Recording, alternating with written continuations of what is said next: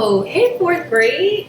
Sorry about that. I was so busy reading and annotating with my lucky annotation pen that I totally forgot you were here on this sleepy afternoon.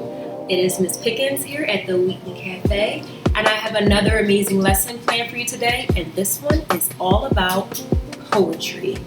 I know a lot of you guys get really nervous when a poem jumps in front of your face because it's like, oh, we haven't done this in so long, but no need to fear. I have about 4 steps that will guarantee you to be a poetry master by the end of this course. So grab a pen, grab your notebook, and turn that cell phone off because we got a lot of work to do. Let's get started. You may be asking, Ms. Pickens, why is it important to review poetry?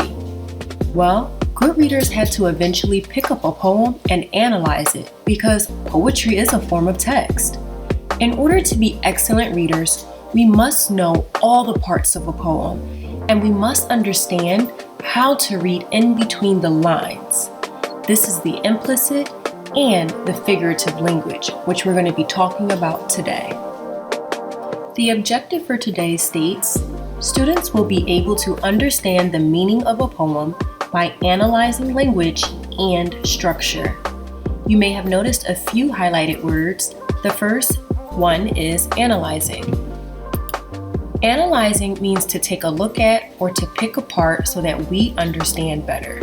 So, we're going to be picking apart parts of a poem today so that we can understand the poem better. Language is considered figurative when it is a simile, metaphor, implicit, or explicit. We're going to be reviewing what all these different things mean in a poem and how we can identify them. Last but not least, structure. These are the stanzas, the lonely lines, the emphasis with the capital letters or small letters, or the lonely words that sit by themselves. We're going to be talking about how many lines are in a poem and how many stanzas. If you're feeling nervous about reading and analyzing poetry today, please don't be. We've read poetry plenty of times in our academic career. For example, we read Colonial Voices. Remember the poetry about the Native American salesman and the baker's man and the miller's boy? We also read poetry when we read Love That Dog and There's a Worm. Needless to say, there have been countless articles on Common Lit about poetry. Remember The Rose That Grew from Concrete or Tsunami? Today I'm going to help you explore poetry in all new ways. Therefore, you never have to be scared about seeing a poem ever again. Let's start with a quick review on structure. Remember, structure is counting how many stanzas and lines are in a poem. Today we're going to be using Sleeping with the Baby, the poem that you saw on Common Lit. The first question asks, how many stanzas are there? Remember, stanzas are big chunks of text that are separated by large white spaces. Usually the lines are directly underneath each other. If you're using this as your guideline, then you will see that there are 4 stanzas. The first one is, I'm sleeping with the baby in the day. The second one is, he purses up his lips in little O's. The third one, for sore eyes, he's a very lovely sight. And last but not least, the fourth one, night after night, oh God, night after night. How many lines are in this poem? Altogether, you should count 14. Let's see how many are in each stanza. In the first stanza, there are 4 lines. In the second stanza, we have lines 5, 6, 7, 8, and 9.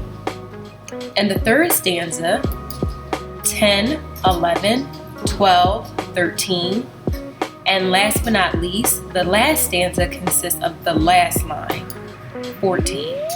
Notice I did not chop up my numbers like 1, 2, 3, 4, 1, 2, 3, 4, 5. Nope. They're all in order consecutively, even though there's more than one stanza. Last but not least, can you spot any lonely lines? Lines that are by themselves or words that are by themselves? I give you a hint. There are 2. If you're looking at line 8 and line 14, you're absolutely right. There are two lonely lines. The first one is line 8, where grows is by itself. And the second one is line 14, night after night, oh God, night after night. Now that we labeled the stanzas and lines in a poem together, I want you to try one on your own using The Rose That Grew from Concrete from Tupac. How many stanzas do you see, and how many lines are there? I'm going to give you a few seconds. Copy this down in your notebook, and then come back to me with an answer.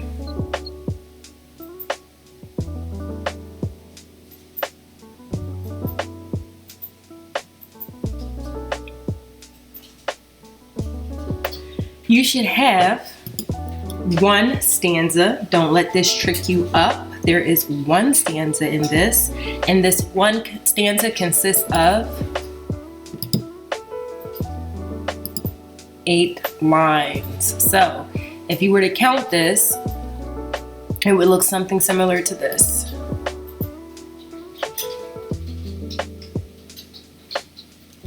Now that we've gone over structure, I want to look a little bit at language.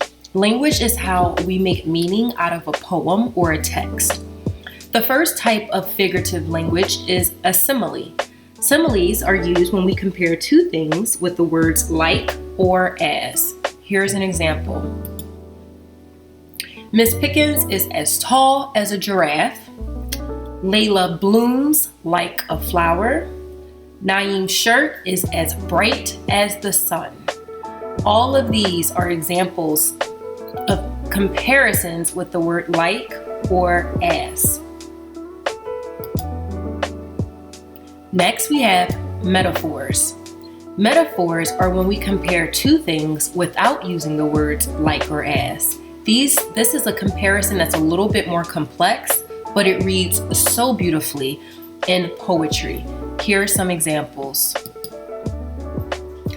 The class was a well-built machine, constantly working. They're comparing the class to a well-built machine. The rose learned to walk without having feet. In this one, Tupac's comparing a rose to a human being.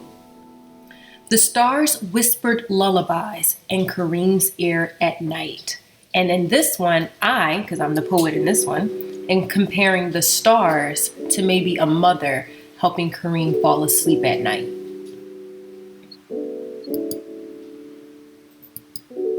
Next is this idea of implicit. Implicit is when we have to use an inference to make a connection between the subject and its meaning. Remember, an inference is information from the text plus background knowledge, new idea. Here's an example of implicit meaning in poetry. Tupac writes, "Did you hear about the rose that grew from a crack in the concrete? Proving nature's laws wronged it. Learned to walk without having feet. Funny it seems, but by keeping its dreams, it learned to breathe fresh air. Long live the rose that grew from concrete when no one else ever cared." We understand that the rose is a metaphor for people who grow up in rough, which is the cement, environments, because the rose walks, breathes, and dreams like humans. So already we're using the metaphor to compare this idea of a rose to a human, an idea of cement to like rough environments. Again, Tupac is using a metaphor because he's not saying the words like or as. Now, here's where the inference comes in. We must infer that this is about Tupac's struggle with growing up in hard environments and persevering despite these challenges.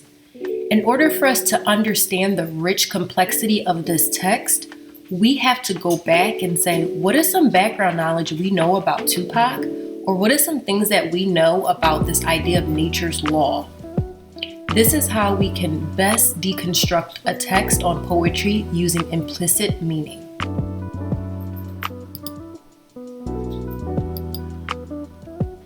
Next is explicit. Explicit is literally reading the words and understanding exactly what they mean. Let's look at an example. If we're looking at the baby sleeping poem, it reads, I'm sleeping with the baby in the day because the baby will not sleep at night. He's still too small to smile or to play, but he's still too small to hold his head upright. He purses up his lips and little O's. He nurses bit by bit and then he goes and grows and grows and grows and grows and grows. How big he'll finally be, nobody knows. For sore eyes, he's a very lovely sight. His brows are worried, but his face is so bright. I love him and his toothless, hungry bite, although he keeps us up night after night. Night after night, oh God, night after night. This is an example of literal meaning. We can read the poem and understand that each line is telling us about the baby and how hard it is to sleep with the baby. We don't have to infer when we read this. This poet writes what he or she means. I would like to model for you guys how to read a poem using structure and meaning. There are 4 steps. How many steps? 4. Step 1 says to label the lines in the stanzas. Step 2 means to look for any lonely lines or lonely words or capital words and highlight them. Step 3 asks that we ask ourselves these questions in each stanza. The first question we should ask ourselves is, do I see any similes or metaphors? Is the poet comparing anything? Then step 4 wants you to ask yourself, what is the poet literally saying about the subject? And what are some things I might have to infer? If you can complete all 4 of these steps, you know that you have thoroughly read a poem. I'm going to model with this 4 steps using the poem Poetry Means the World to Me by Tony Mendina. To do in order to analyze this poem, Poetry Means the World to Me, is just to click on my annotation tool. It'll pop up to let me know I can highlight or annotate. And step 1 says to label the lines in the stanzas. So I'm just going to look very quickly at this poem. Before I really dive in, I just want to know how many lines are there and how many stanzas. Let's start with stanzas because that's the easiest. I'm going to highlight and I'm going to use this annotation where I type and I'm going to say stanza 1. Alright, let's keep going. There we go. Annotate stanza 2. And now I guess I gotta start from the bottom and move slowly. There we go. Stanza 3. Starting from the bottom, now we here. Stanza 4. Oh, look at this one. This one's really short. Stanza 5. And last but not least,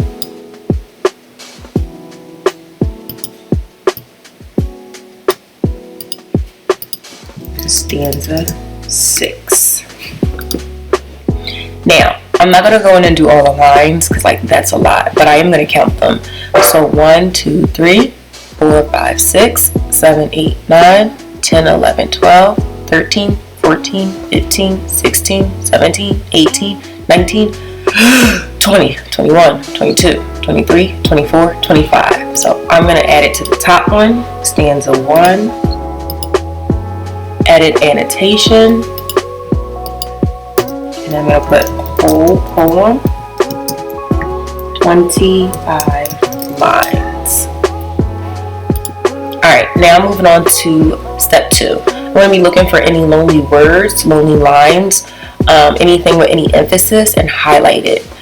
So I noticed that this word they is just italicized, meaning it's slanted. So I'm going to highlight that. I'm going to use purple today. Anything else that sticks out that looks like it stands alone or is emphasized. Ooh, I see some repetition. I see used. Oh, I don't want yellow. I want purple. Here we go.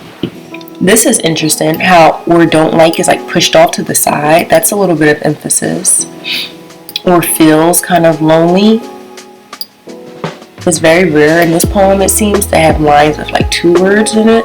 So I'm going to do that with the little dash. That looks like it could be interesting. Suffering stands alone. Ooh, and I love you. And look, here's another italics right here where the words are slanted. That could be important. Alright, so we just went in and we looked for any lonely words, lonely lines, or any emphasis, and we highlighted it. Now, step 3 says to ask ourselves for each stanza, do we see any similes or metaphors? Is the poet comparing anything? So let's look at stanza 1. Poetry means the world to me. It's how I laugh and sing, how I cry and ask why. The poet is making one very clear and obvious comparison. He's comparing the world to his poetry. So meaning like, is it as important as the world is to us, poetry is to him. Poetry comforts me when I use jazz or blues or the way regular folks talk, the language they use. That's also answering my question. Do I see metaphors? Do I see similes? He's saying poetry comforts him when he uses jazz or blues or the way regular folks talk. In a sense, he's comparing poetry to music or these other forms of expression, right? Like how people talk or the music they play. And I highlight from language to poetry, and then I'm going to use the annotation tool, and I'm going to say poet comparing poetry to other forms of expression like music and language. Let's keep going. Stanza 3. Words don't always have to be neat and polished like a statue. Ooh, I see a word here that can tell me if this is a metaphor or simile. I see the word like, so I'm going to highlight this one in yellow. And then I'm going to add to my annotations. So I'm going to press edit annotation. Poet using simile, because he uses the word like to compare words and a statue. He's saying that words don't have to be neat like a statue. Let's keep going. Stanza 4. They should be used to say what you like or don't like, what you see, think, or feel. Don't see any comparison. Let's keep going. Stanza 5. Words to fight against hate and unnecessary suffering. No comparison. I don't see any metaphors or similes. Let's keep going. Poetry is what I use to say I love you. It's pretty explicit. Alright, now I'm going to go to step 4. Step 4 says to ask yourself, what is the poet literally saying about the subject, and when do we have to maybe infer something? So let's look stanza by stanza. And it seems like this first one is pretty literal. He's saying how the poetry really does mean the world to him. It's how he expresses himself. So I'm going to edit, and I'm going to say, this one's pretty literal. And then maybe I'm going to write the meaning down, right? So literal. Poetry is how he expresses himself. Let's keep going. Any literal, or do I have to make an inference? Poetry comforts me when I use jazz or the blues or the way regular folk talk, the language they use. I know he's comparing things in this one, so in some ways this is figurative language, right? But I really don't think I have to make an inference. If you wanted to dive deep, you could say, okay, well, when is jazz music playing? Well, jazz music is playing, so I'm going to add it here. And I'm going to say here I can make an inference.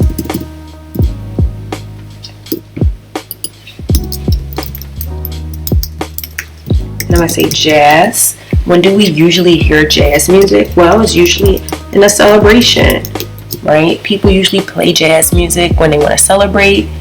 But then there's a form of the jazz, right, which is something like blues music. And when do people play blues? Well, when they're feeling really sad or low or depressed. Alright, and then even when the way folks talk, they're talking about language here, right? And language is everyday. So this could express an everyday mood. So for the inferencing here, what we can assume is that the poet use his poetry to comfort him or her, no matter the mood. And we did that by looking at the examples, the jazz, the blues, the language. Words don't always have to be neat and polished like a statue. Okay, so that means let's make an inference here. If a statue is very neat and polished and words don't have to be that way, I can infer that words can be as messy or maybe not as neat, so as messy or as spontaneous as we want them to be. There's no guidelines to language and writing. And maybe this is what excites the poet.